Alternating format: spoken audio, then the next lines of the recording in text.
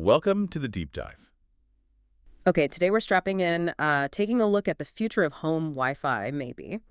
It's the TP-Link Deco BE11000. Right. Or you might see this as the Deco B65. Same thing. Exactly. We've got the sources here, and they're promising, well, blazing fast Wi-Fi 7 mesh. So our mission today is to figure out if this thing actually delivers. Is it worth the investment for you right now? Does that speed promise hold up, in a real house? Yeah, and what jumps out right away is the potential power. I mean, they're talking speeds up to 11 gigabits per second. 11? Yeah, but it's not just like a theoretical number. It's because it uses 3 bands. You've got your standard 2.4 and 5 gigahertz, Okay. and then the new 6 gigahertz band. And that 6 gigahertz, it's really key. It acts like a dedicated superhighway for the units to talk to each other at the backhaul. Right. Super fast backhaul. That's critical for mesh, isn't it? Exactly. It's kind of the whole point of getting a premium mesh system. Gotcha. So that's the engine. What about the box itself? The look. Oh, it's very simple, clean white cylinder. Yeah. About, what, 7 inches tall? Yeah, something like that. Designed to just sort of disappear, Yeah. which you want with mesh nodes everywhere. Right. And you can get it in packs of 1, 2, or 3 units. The 3-pack, that's the one they say covers up to 7,600 square feet. Wow, okay. Huge coverage. Massive coverage, yeah. But let's connect that to performance, because the real-world data is pretty interesting. Okay, yeah. What did the test show? So we saw tests where people already on like standard gigabit internet plans, 1,000 megabits. Right, your typical fast plan right now. Yeah, they were seeing speeds jump from maybe 870 megabits, which is pretty good, Solid. all the way up past 1,400 megabits per second. Whoa. So more than they're even paying their ISP for. How's that work? Well, it shows the system is just incredibly efficient. It's not just about Wi-Fi 7 later. It actually makes better use of the internet you have now. That's actually a really strong point. And speaking of maximizing things, Okay. the ports. This got my attention. Oh, yeah, the ports are a big deal here. Every single one. All 4 Ethernet ports support 2.5 gig speeds. That's huge. Usually you might get 1, maybe 2 fast ports on a high-end router. Exactly. So you could connect like a fast NAS, your gaming PC, maybe a workstation, all running multi-gig speeds without needing another expensive switch right away. Right. It's a genuine upgrade for wired connections, too, and they threw in a USB port for file sharing. Kind of a legacy thing, but nice to have. Yeah, still useful sometimes. Okay, so speed is there, ports are great. What about the actual mesh part, the roaming? That's reportedly stellar. It uses seamless roaming, so as you move around the house, your phone or laptop should switch between nodes without, those annoying little dropouts or lags.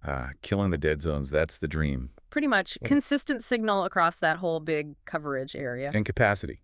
Because you, listening right now, you're probably adding smart devices like crazy. Lights, plugs, cameras. Right. The modern smart home. This system is rated to handle over 200 devices at once. 200. Okay, that sounds like it could handle pretty much anything you throw at it. Theoretically, yes. And Yeah. setup apparently is handled through their Deco app. The sources say it's super easy, very intuitive. Okay, hold on. Let's hit the brakes there. You just said 200 plus devices. Sounds great. But then the sources also mentioned some users reporting connection drops and stability issues, specifically with smart home devices. Yeah, that's the conflict, isn't it? There's a potential issue there. So you pay a premium for this cutting-edge speed. Are you maybe trading stability for that speed, especially with lots of simpler IoT devices? That seems counterintuitive. It does, and that brings up another technical point, a caveat. The Deco app might be easy for basic setup, Right. but the configuration is only through the phone app. There's no traditional web interface, like logging in through your computer's browser.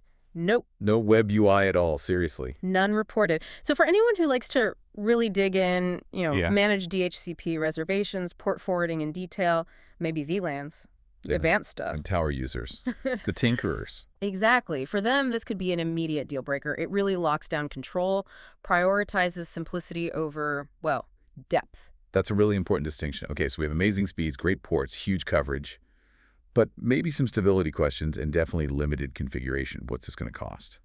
Right, the price. The 3-pack list price is around $800. Ouch. Yeah, but sources show it's pretty frequently on sale, often down in the $580 to $600 range. Okay, that's still a chunk of change, but way more competitive, especially for early Wi-Fi 7 tech. Definitely.